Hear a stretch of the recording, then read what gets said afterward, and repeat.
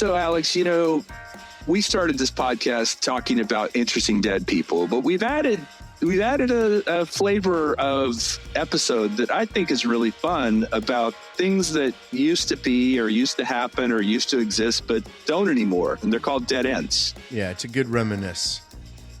It is, but I also want to talk about what a dead end is, because sometimes I think we blur the lines a little bit of what we're actually talking about as a dead end.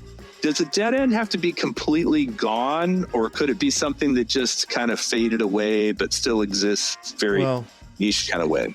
I think when we first started, it had to be completely gone. But when you started with water drinking fountains, and we're trying to make a case that they weren't around anymore, and I literally have one at my office, I think you then blurred the lines a little. So now these are things that used to be bigger than they are now. Okay. Like if you had bought stock in drinking fountains 20 years ago, it would be worth very little today. And in fairness to the water fountain episode, which by the way is a great episode if you want to go check it out, drinking fountains, I wasn't saying they didn't exist. I was just saying people didn't use them to get drinks anymore. Like when's the last time you stuck your face in one? Probably a few weeks ago, but... You mean when I was eating Pop Rocks? But, to be fair, I did the same thing with synthesizers. I wasn't trying to say that there's no such thing as synthesizers anymore. I was just saying they used to be bigger than they are now. Well, I want to talk about something that's actually exactly the same size as it's always been. But it's not that it doesn't exist, because it does still exist, but it exists in kind of a state of limbo. You can't really access it anymore, but you can see it. It's there. It's something that is physically not too far away from you, and it's one thing. It's not a CD changer. No, 15 feet away.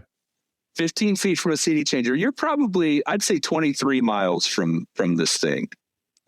It's something that's just estimating. At one point, it was considered the eighth wonder of the world. The Astrodome. Yeah. I want to talk today about the Houston Astrodome. They used to say that you could see it from space, right?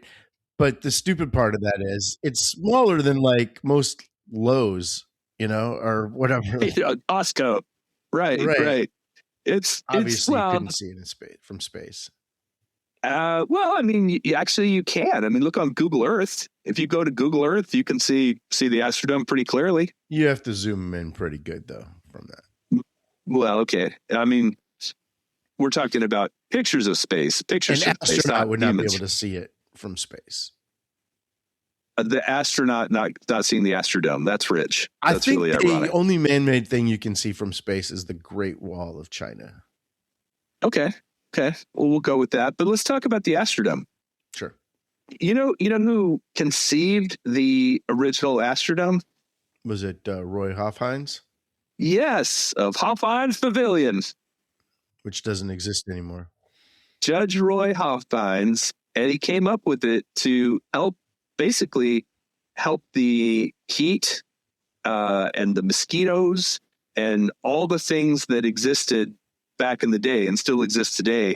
But people didn't have a way to get out of them when they were watching things like baseball games. I think back in the day, Houston's sports team, their baseball team was called the Colts, right?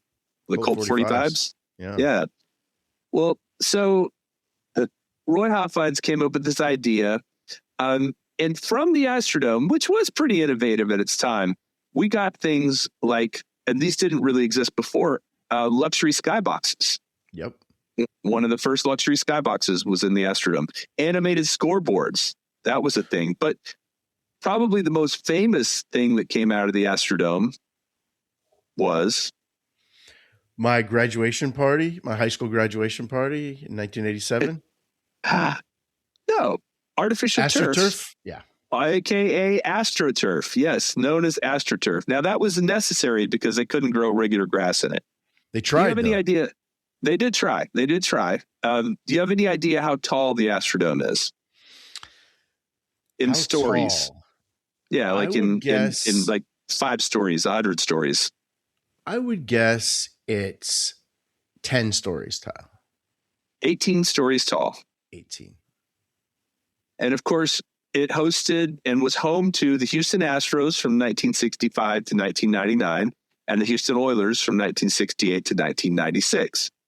Now, a lot of interesting things happened in the Astrodome, one of which actually kind of goes back to something that you and I talked about. It has to do with John Wooden. Do you know what that is? The game of the century. Yes. The game of the century happened in the Astrodomes, when the Houston Cougars played, what was Wooden's team's name? UCLA Bruins. UCLA Bruins, and the Cougars won. So maybe John Wooden wasn't the greatest coach in history.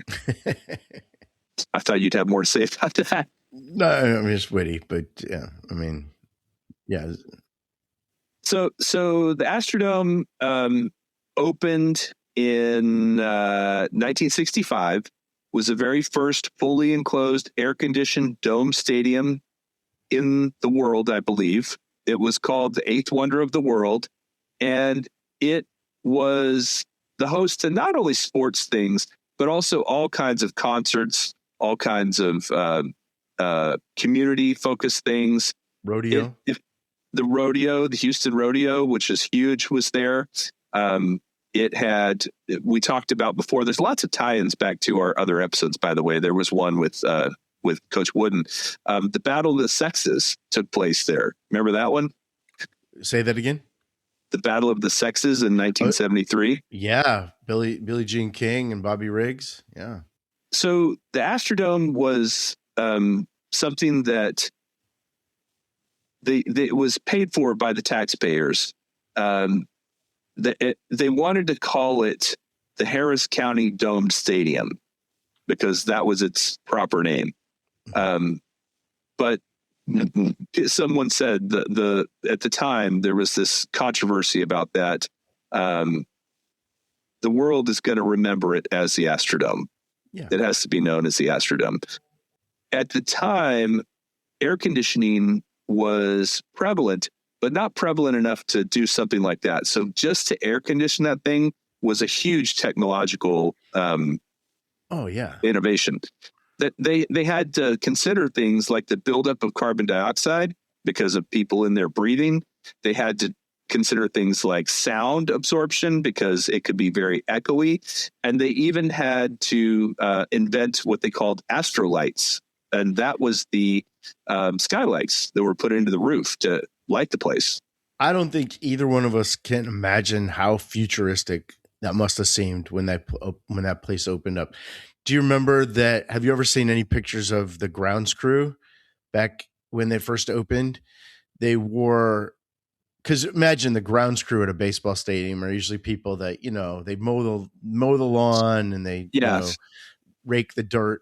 They had, because they didn't have grass, they had their grounds crew was dressed like in astronaut uniforms, and they had vacuum cleaners, and they would vacuum the vacuum the AstroTurf. Yep. That must have seemed so futuristically cool. I really enjoy 1960s futuristic stuff, like the Disney version of like futuristic stuff, and like Lost in Space and Star Trek and all that stuff, that what they thought the future was going to look like in 1960s. Yeah. And the Astrodome is dead center on that stuff. Yeah. It was Space City. It's retro future. Yeah. Retro future. I love that stuff. It's so at its finest. Well, one of the things that was really controversial, because this was the first time baseball was being played in an air conditioned environment, was how it would affect pitchers. What should I say? Like the perfect person to test this with, or that it could affect, was Satchel Paige, because of the sort of breaking balls he would throw. Mm-hmm. They were concerned that maybe because there was air conditioning, the air was drier, the air was moving in different patterns that it might be out in the open, that these pitchers wouldn't be able to throw the same kind of pitches. Well, you probably know this, but the Astrodome was actually considered a pitcher's paradise. Mm-hmm. Right. Yeah. There were very few home runs hit in the Astrodome. Yeah, I mean, relative to other places, sure. Yeah. It was a shot out there to get it. Yeah. Well, the very first pitch at the very first game happened on April 9th in 1965. A crowd of 47,879 people watched the Astros and the New York Yankees play in an exhibition game. I think at the time they were in different leagues. Right. And the very first home run in this exhibition game, you know who hit it? Mickey Mantle? Mickey Mantle, yeah. Very well done. And Lyndon B. Johnson was there, and Lady Bird Johnson was there for this very first game. Lyndon B. Johnson was very, very complimentary of Roy Hopkins. He said, I want to congratulate you. It shows so much imagination. And he called it massive, beautiful, and the eighth wonder of the world. And that's kind of where they got that phrase from. Well, there was a guy who actually stayed on top of the Astrodome for 10 days. He was called Astro Man, and he was supposed to be the world's biggest Astros fan. This was in 1979. Okay. And the radio stations and the TV stations covered this. He was a guy named Denver Griffith, and he was actually a salesman at one of the radio stations. So he lived on top of the Astrodome in a tent for 10 days. Jeez. And he was supposed to be, it was sort of like a rally thing for the Astros. How did he get up there? The Astros. Well, I'm sure he was lifted up by a crane initially. And while he was up there, they would send his food up in a basket. And so he had to actually, it was like on a pulley system. So he had to raise and lower a gondola for his food so that he could get things to eat for 10 days. He finally got so desperate for food that his mother had to intervene. And they were interviewing Bum Phillips, and this guy's mother shows up. This is all planned, and says, "We got to get him down," and brought him back down. So Astroman lived up on top. There were TV crews with helicopters flying around him. I mean, this is all the kind of stuff they did back then. They also had, as you said, the game of the century with the Houston Cougars against the UCLA Bruins. That kind of led to March Madness. It was one of those things that was kind of one of the biggest things that was ever televised. As I said before, the Battle of the Sexes, the movie about that, was filmed in 2017, actually at the Astrodome. Muhammad Ali fought against Cleveland Williams in the Astrodome in 1966. The WWF set a record for attendance of 67,925 people for WWF WrestleMania X7. And that was a huge thing. Back in the early days in 1969, Frank Sinatra actually played there as a tribute to the Apollo 11 mission astronauts. And he played Fly Me to the Moon. And all the astronauts were present. There's another tie-in with Neil Armstrong. Yep. Any other thoughts on people who played there? I've got a whole list here, but I was going to see if you could guess. I know that I've heard that Elvis at the rodeo played 7 nights in a row there.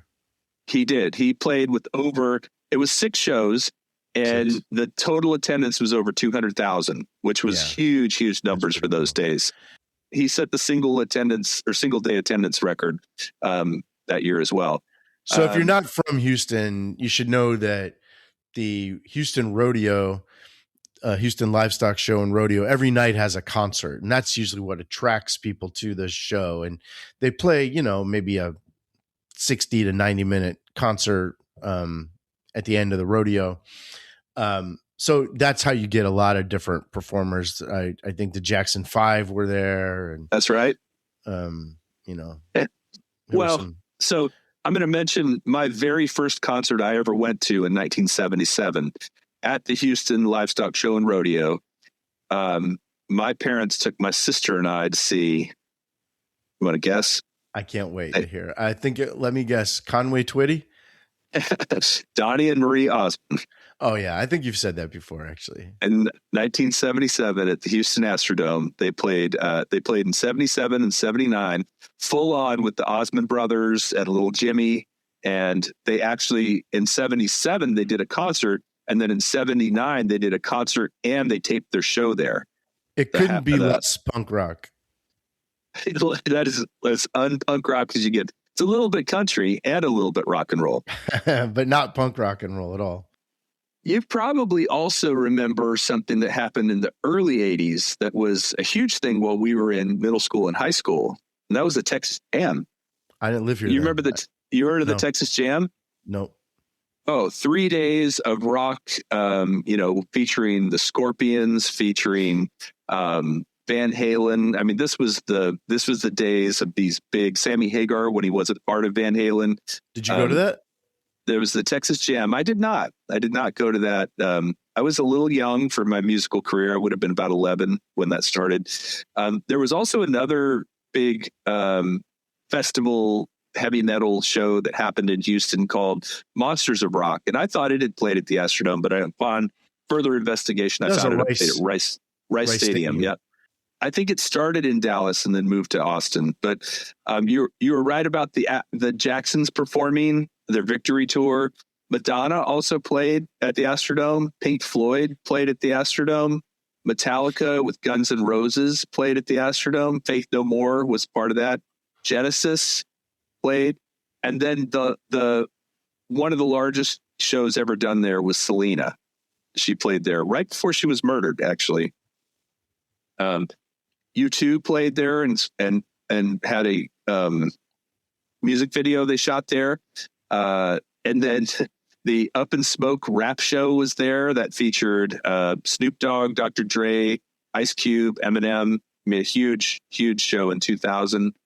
And the very last concert ever played in 2002 at the Astrodome. Want to take a guess on that one? Was it George Strait? It was George Strait. Yeah. Yeah. George Strait played the last concert.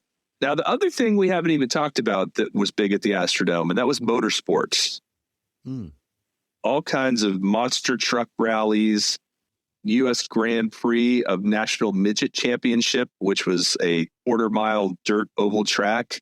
Another tie into Dirt Nap City. Someone that we talked about in one of our first episodes. Remember who this was? Evel Knievel. Yep.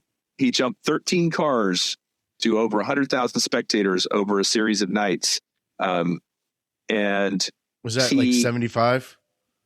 That was in 1971. Oh, 71. And he actually had talked about jumping over the actual Astrodome. But that never stories. No, that wouldn't happen. That never did happen. There was a made-for-TV movie called Murder at the World Series. Yes. That had a fictional World Series game between the Astros and the Athletics. You've heard of this one? Heard of it. Yes. I talk about it all the time, actually. Because I remember when this was on and I was obsessed with this. Yeah, it was awesome. I mean, it wasn't a good movie, but I've seen it in the last few years. I've seen it on YouTube even. Okay. There was a few TV specials filmed there with like Kenny Rogers. There was a scene filmed in one of the Bad News Bears movies. No, it was a whole movie. It was Bad News Bears and Breaking Training. Breaking Training. Okay, yeah. That was against a fictional team called the Houston Toros, I think.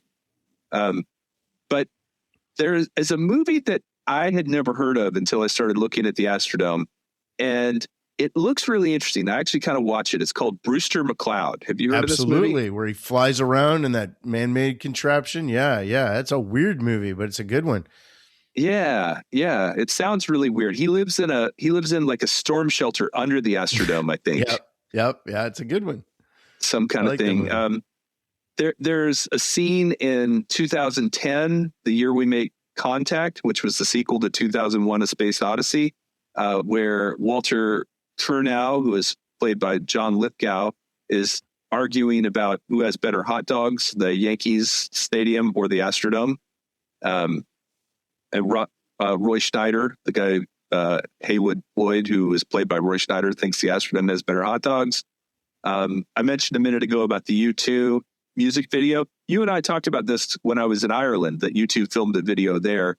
They also filmed the video Stuck in a Moment You Can't Get Out of inside the Astrodome. Really? I'll have to check that out. Friday Night Lights, of course, was featured the Astrodome.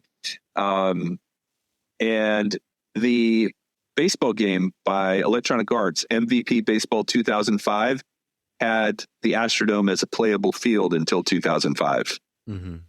Mm-hmm. All of this said, in 2013, the National Trust for Historic Preservation listed the Astrodome as one of the most endangered historic places, and the National Register of Historic Places actually added the Astrodome to their list in 2014. And what that means is it's very, very difficult to tear it down, because it's the Texas Historical Commission also listed it on the state antiquities landmark. And so it's very difficult to tear it down, but nobody's quite sure what to do with the Astrodome now, right? It's just sitting there. It's full of asbestos. It needs, I don't know, several $100 million worth of renovations in order to ever get back up to code. As a Houstonite, as a Houstonian, do you hear any comments or thoughts about what they want to do with it? Yeah, I think everybody agrees that it's an eyesore and that it should be torn down, but nobody wants it done on their watch. No politician wants to be the one that have that happen. So we just remain in a constant state of, like you said at the beginning, limbo. I believe it was 2013, they had an opportunity where they were going to open it one last time to the general public, and they were going to open it for I think it was 2 or 3 hours, and you could go and you have one last opportunity to check it out. Well, as somebody with a son who's a big sports fan who was born in 2004, I never thought he'd have the opportunity to ever see the Astrodome on the inside. So we went and we stood in line for hours, and I have a picture of him inside the Astrodome, and it's one of the most genuine smiles. He was 9 years old. It was one of the most genuine smiles I've ever seen on his face, because he never thought he'd be able to go in either. And the fact that it was just, he was able to do that one time, made it all worth it. But it's time for the old lady to take a bow. And I mean, it's ridiculous that it does nothing there. Yeah. Yeah, it would be cool if they there's been so many plans to retrofit it to be something else, from hotels to shopping malls to a parking garage just for the other stadiums. But instead it's just this, like you said, this asbestos ridden eyesore that's not, it's just seen better days. And now it's just kind of sad, actually. I mean, you were there. You weren't there recently, but you've seen it, right? You've seen it recently, right? Yeah, riding on the side of the road. I mean, it looks the same from the outside, right? It looks the same as it always did, but compared to the sparkling new jewels next to it, it looks pretty old, Well, and the thing is, it was the first of its kind, but now there are lots of stadiums that have domes, some with retractable. Can you name a few? Yeah, sure. I mean, the most beautiful stadium I've ever been to was SoFi Stadium in Los Angeles, which I still can't. I was there all night, and I still couldn't tell you if it's inside or outside, because it actually has a translucent. It has a translucent canopy, right? And the sides are open, so as the night goes on, you're getting colder, but it's not air conditioning. But you're definitely not outside, but you're definitely not inside either. It's a weird experience, but that's the most modern. Of course, the one in Arlington, Texas, that the Cowboys play at is, a wonder. It's just beautiful and nice and incredible. And the one in Atlanta, the Mercedes-Benz Stadium is unbelievable. I mean, there's some really, really nice stadiums out there right now that are being built. The one in Minneapolis is gorgeous. And there's some really pretty stadiums out there. Well, now I thought Minneapolis had the Metrodome that got demolished. Did it have another one that took its place? Yeah, they have a new one called Bank of America, I believe. Oh, okay. There was also, of course, the Superdome in New Orleans, Bank. which U.S. Bank. Sorry. Okay. The Superdome is one that was bigger than the Astrodome, and everybody would say, well, you could fit the Astrodome inside it. but it was kind of in that same era and is kind of outdated at this point, isn't it? Yeah, and made out of concrete. But that was famously, almost wrecked during Katrina. Yeah. But then had a miraculous comeback and, is old, but still serviceable. I hope they don't tear it down. Yeah, you wonder as these things are being built, and millions or billions of dollars are spent, hundreds of millions of dollars be spent on these things. Why would it only have a 30 or a 40-year life? Not even. I mean, most stadiums, it seems like the life cycle is about 25 to 30 years, and then they start at least threatening to tear them down. Yeah, I mean, it's a very odd thing that in today's world with today's technology, we can't build these things to be, there for 100 years, right? Well, at the same time, though, it's the technology that keeps making us think that we can just, they're so disposable and we can rebuild them, and it's really pretty sad, I think. And it's tax dollars that are largely building these, and a lot of times it's taxes from out of towners, like rental car taxes, and people that don't even live there that are paying for these stadiums. So I'm generally not okay with that, but there are some beautiful stadiums out there now. Well, if you're in Houston and what is it, along 45? Or is it on 59? If you're on the 610 loop in Houston and you look out, I guess, look north as you're going past it. If you look south, you see where Astroworld used to be. And if you look north, you'll see the old stadium, the Astrodome. I think there was also an Astro Hall and an Astro Arena at one point too, right? Right. There's still actually Astro Arena still exists. In fact, it's where we have our graduation every year. It's really a sad place. Really? Yeah. Well, pour one out for the Astrodome, and let's hope that the next one we build will last a little longer.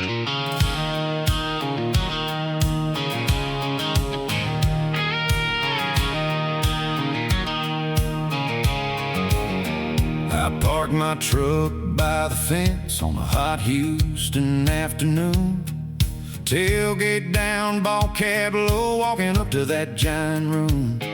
Rodeo dust on my boots and a ticket folded in my hand. That old white shell held the whole town like a promise in the sand. When the doors rolled wide and the crowd walked in, I swear that big roof started breathing again. You could feel the years in the concrete glow, and everybody knew where the good times go.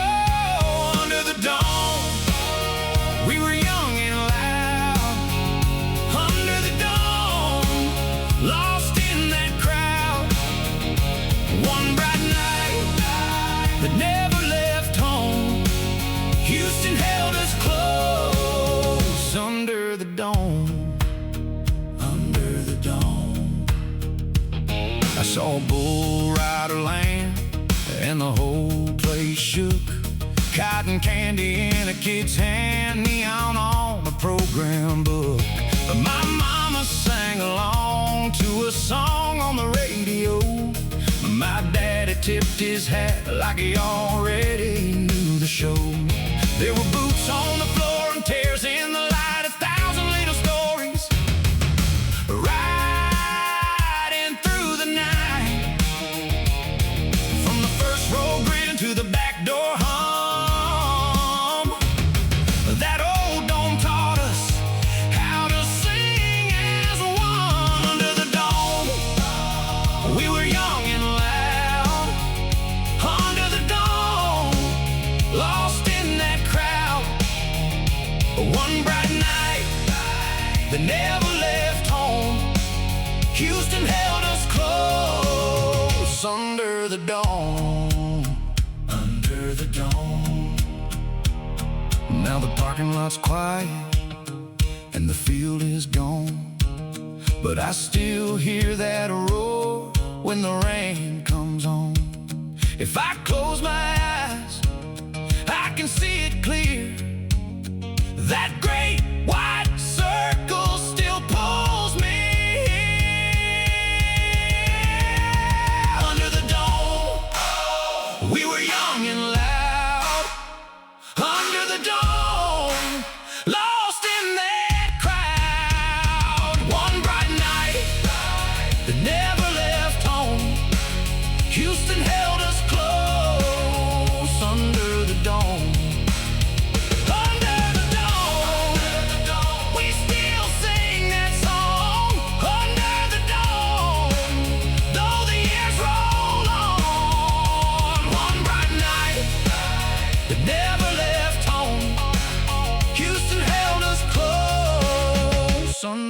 Astrodome.